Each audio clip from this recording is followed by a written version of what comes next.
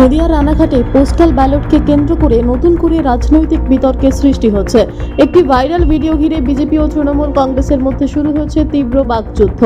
ঘটনাকে কেন্দ্র করে রানাঘাট লোকসভা কেন্দ্রের বিজেপি সাংসদ জগন্নাথ সরকার নির্বাচন কমিশনের দ্বারস্থ হয়েছেন।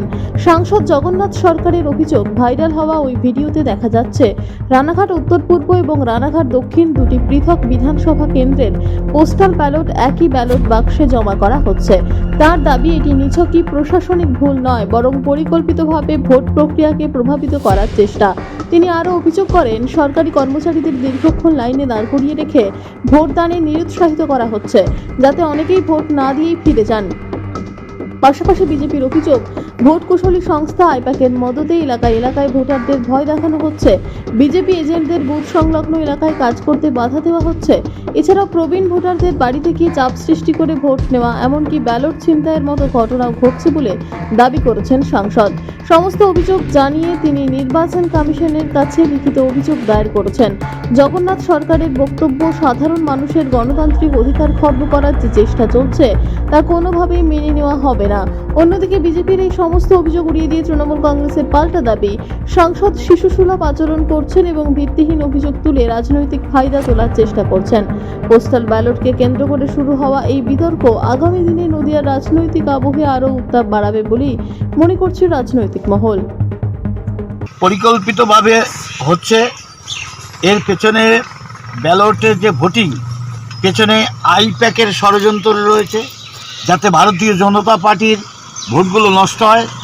এবার সপ্তম বেতন কমিশন ঘোষণা করে দিয়েছে বিজেপি আসলে দেবে এবং দিয়ে সম্পূর্ণ দেবে। সরকারি কর্মীরা যেহেতু বিজেপিকে ভোট করবে, এই ভয়ে তাদের ব্যালট যাতে নষ্ট হয় তার জন্য ষড়যন্ত্র চলছে। বা বিভিন্ন জায়গায় একই লাইনে হাজার খানেক ভোটার দাঁড় করিয়ে দিয়েছে, যাতে সরকারি কর্মীরা বিরক্ত হয়ে ভোট না দিয়ে বাড়ি চলে যায়।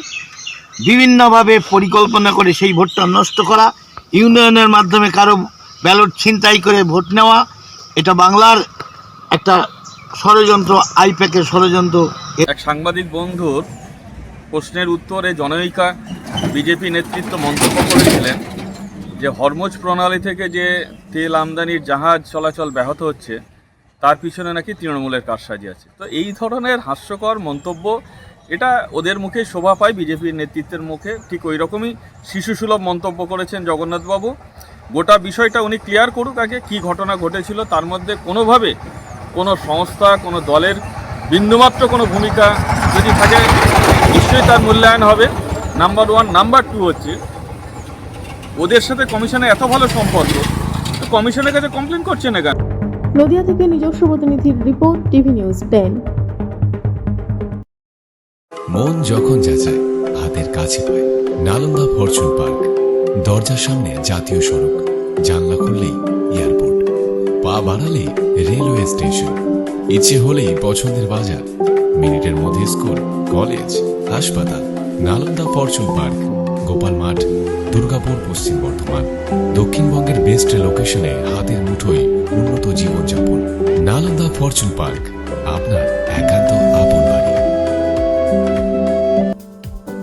বাইক মানেই বাজাজ, আর দুর্গাপুরে বাজাজ মানেই ব্যানার্জি বাজাজ। ঐতিহাসিক বাজাজ চেতক থেকে শুরু করে আজকের যুব প্রজন্মের গর্ব বাজাজ পালসার, সবই এক ছাদের নিচে। জাতীয় সড়কের একদম পাশে দুর্গাপুরে অবস্থিত ব্যানার্জি বাজাজ এখন দক্ষিণবঙ্গের সবচেয়ে বিশ্বস্ত বাজাজ ডিলার। বাইকের বিক্রি থেকে সার্ভিস, সব কিছুতেই নির্ভরযোগ্যতা, দক্ষতা আর বিশ্বমানের সেবা।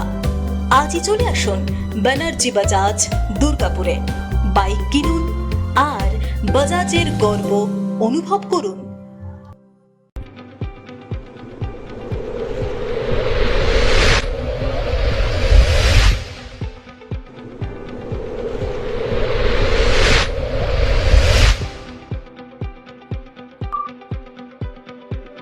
শিল্প শহর দুর্গাপুরের স্বাস্থ্যসেবায় এক নতুন দিগন্তের নাম বিবেকানন্দ হাসপাতাল। NABH অনুমোদিত এই হাসপাতালটি মানুষের বিশ্বাস আর ভালোবাসার প্রতীক। প্রতিটি সমস্যার নির্ভরযোগ্য চিকিৎসা। এখন উন্নত মানের চিকিৎসা মধ্যবিত্তের নাগালের মধ্যেই। বিবেকানন্দ হাসপাতাল, আপনজনের মতো পাশে সব সময়। জাকির হোসেন অ্যাভিনিউ, বিধাননগর, দুর্গাপুর 713206। সহজেই স্বাস্থ্যসাথী কার্ডের মাধ্যমে সুচিকিৎসার একমাত্র প্রতিষ্ঠান citizen hospital, Bidhannagar, Durgapur. Helpline number 9800897855। অ্যাপয়েন্টমেন্টের জন্য ফোন করুন 7477783932 কিংবা 9933475697 এই নম্বরে। আপনারা দেখছেন টিভি নিউজ 10। আপনারা মানে আমরা।